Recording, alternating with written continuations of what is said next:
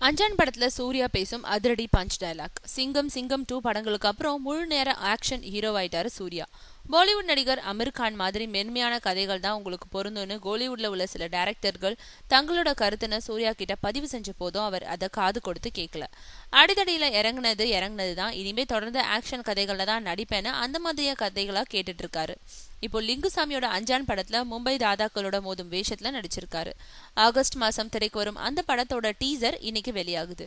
இந்த நிலையில ரசிகர்கள் மத்தியில ஒரு பரபரப்பை உண்டு பண்ணும் நோக்கத்துல இந்த படத்தோட தயாரிப்பாளரான தனஞ்சயன் அஞ்சான்ல சூர்யா தாதாக்களோட மோதிரத்துக்கு முன்னாடி பேசும் ஒரு அதிரடி வசனத்தை வெளியிட்டிருக்காரு.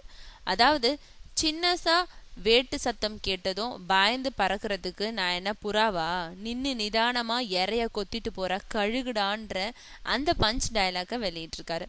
ஆக, ஒரு பானைக்கு ஒரு சோறு பதம்ங்கிற பாணியில இந்த டயலாக்க நேற்று வெளியிட்டதுமே சூர்யா ரசிகர்களிடையே பரபரப்பு பத்திக்க ஆரம்பிச்சிடுச்சு.